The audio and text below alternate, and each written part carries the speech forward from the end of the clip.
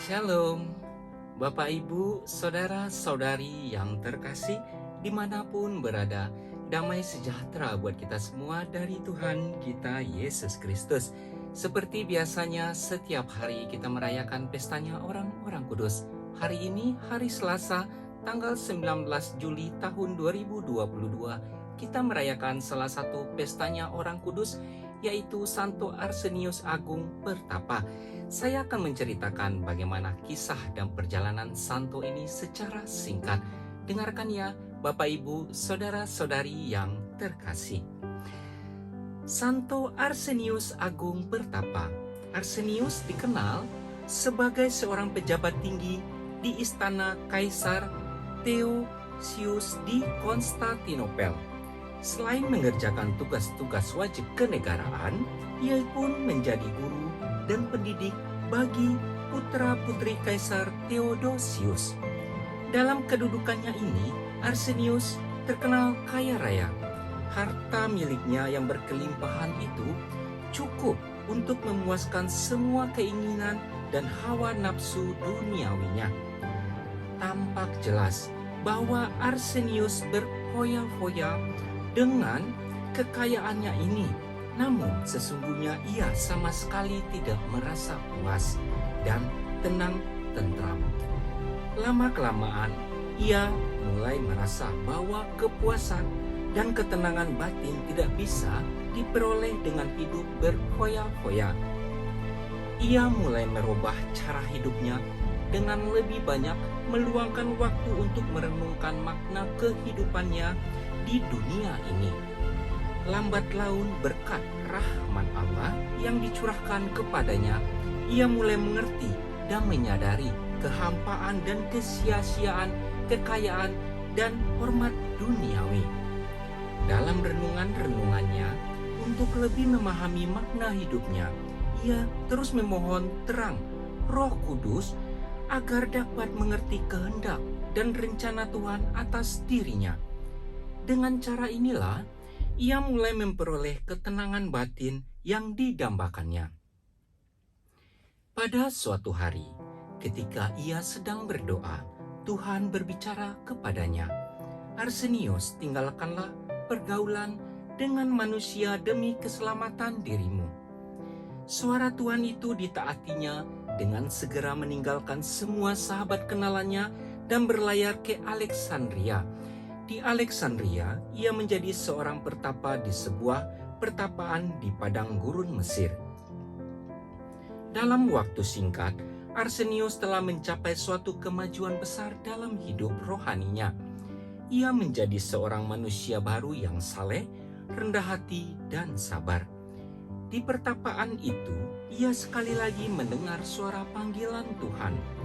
"Arsenius, carilah sebuah tempat yang lebih sunyi, karena keheninganlah dasar keselamatan." Arsenius menaati suara Tuhan. Ia pergi dari pertapaannya yang pertama dan mendirikan sebuah gubuk pertapaan yang jauh dari sahabat-sahabatnya. Sewaktu mau meninggalkan rekan-rekannya, ia berkata, "Tuhan tahu betapa besar cinta kasihku kepada kamu sekalian. Akan tetapi tidak mungkinlah bagi aku untuk serentak bergaul dengan Tuhan dan manusia." Di pertapaan baru itu, Arsenius semakin bertambah maju pesat dalam cara hidup rohaninya. Banyak orang datang kepadanya meminta bimbingan rohani. Biasanya ia tidak banyak bicara. Jawaban dan petunjuk-petunjuknya serba singkat, namun jitu dan bijaksana. Beberapa kali ia pindah ke tempat yang jauh lebih sunyi dan sepi agar lebih bersatu dengan Tuhan secara pribadi. Arsenius meninggal dunia pada tahun 450. Bapak, Ibu, saudara-saudari yang terkasih, begitulah cerita singkat tentang Santo Arsenius Pertapa yang kita rayakan pestanya pada hari ini. Semoga kita yang selalu merindukan bagaimana mendengarkan kisah dan perjalanan tentang orang-orang kudus, kita semakin diberkati dan kita semakin giat untuk melayani Tuhan demi memuliakan nama Tuhan kita Yesus Kristus. Sebelum kita berpisah, marilah selanjutnya kita menerima mohon berkat dari Tuhan kita Yesus Kristus, dan selanjutnya kita akan mendengarkan bacaan liturgi dan renungan harian Katolik.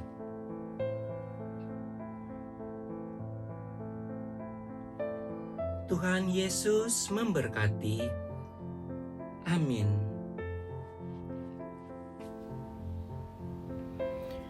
Bacaan pertama diambil dari kitab Mika.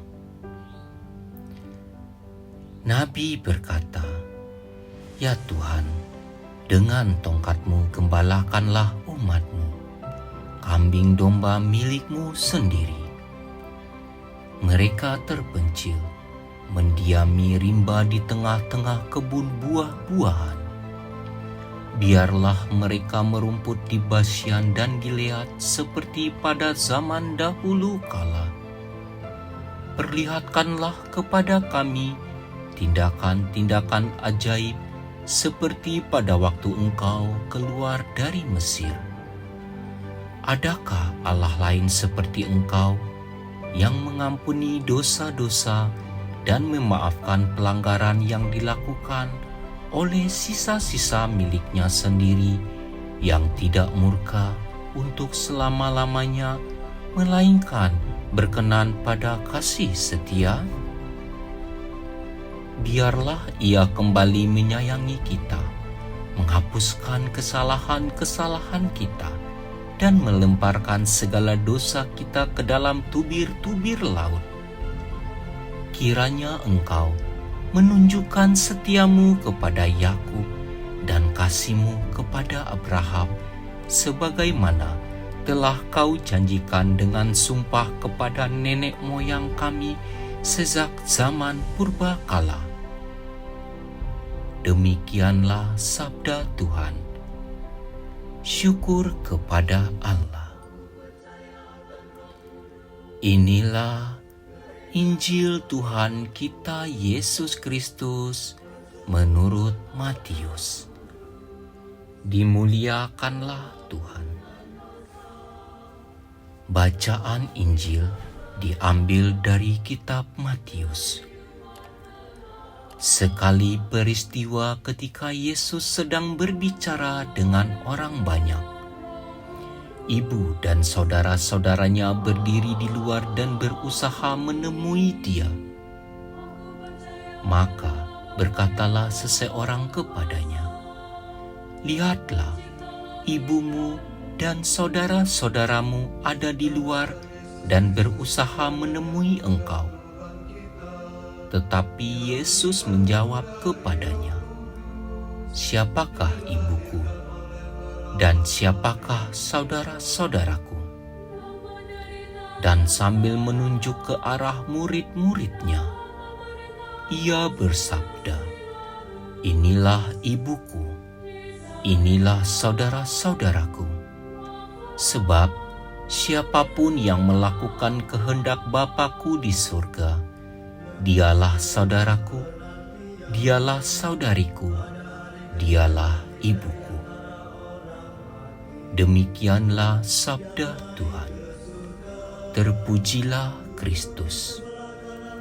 Renungan Harian Katolik hari ini, hari Selasa tanggal 19 Juli tahun 2022. Di Israel pada zaman Yesus, kehidupan sosial masyarakat sangat diwarnai oleh hubungan dekat antara saudara, semarga, atau klan. Pertama, secara turun-temurun, mereka percaya bahwa penjaga dan memelihara hubungan dekat dengan saudara-saudari dari suku yang sama merupakan manifestasi kasih Allah kepada sesama. Hal ini mereka pahami dan pegang teguh sebagai isi perjanjian Allah dengan nenek moyang mereka. Menjauh dari saudara-saudara berarti melanggar perjanjian mereka dengan Allah. Apalagi masa itu bangsa Yahudi di bawah penjajahan bangsa Romawi. Meski raja, mereka adalah Herodes yang berpihak kepada bangsa Romawi demi kekuasaan. Sistem kehidupan sosial ini mereka pakai sebagai sarana untuk memproteksi keluarga-keluarga, mempertahankan identitas, dan jaminan kepemilikan atas tanah milik keluarga. Injil hari ini mengisahkan sanak saudara Yesus datang mencari Yesus yang ketika itu sudah mulai berkarya dengan meninggalkan sanak saudaranya di Nazaret. Konon sanak saudara Yesus itu berjalan sejauh kira-kira 40 km dari Nazaret ke tempat di mana Yesus sedang berbicara kepada orang banyak. Karena terhalang kerumunan orang, mereka hanya meminta seseorang untuk menyampaikan kepada Yesus bahwa ibu dan sanak saudara Yesus ingin berbicara dengannya. Maksud mereka tentu hendak mengajak Yesus pulang ke rumah ibunya agar kembali ke kampung halamannya untuk hidup bersama keluarga besarnya. Mereka sangat mengkhawatirkan keselamatan Yesus yang lama meninggalkan semua sanak saudaranya. Tanggapan Yesus di luar dugaan mengejutkan karena ia berkata, "Siapa ibuku dan siapa sanak saudaraku?" Lalu katanya, sambil menunjuk ke arah murid-muridnya, "Ini ibuku dan saudara-saudaraku. Sebab siapapun yang melakukan kehendak Bapa-Ku di sorga, dialah saudaraku laki-laki, dialah saudaraku perempuan, dialah ibuku."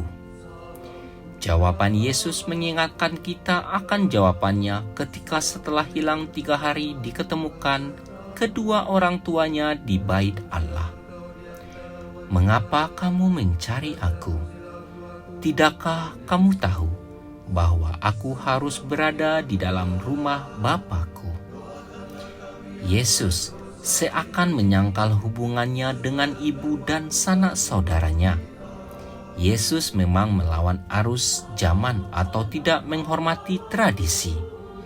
Tetapi ia lebih memprioritaskan atau mementingkan hubungan rohani daripada hubungan darah atau hubungan keluarga.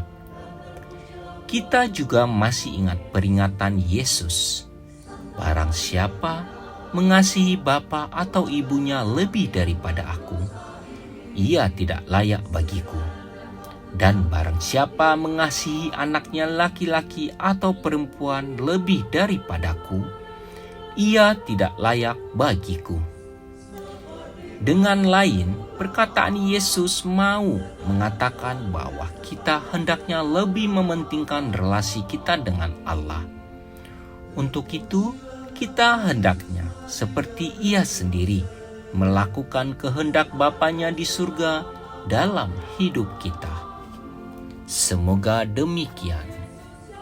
Amin.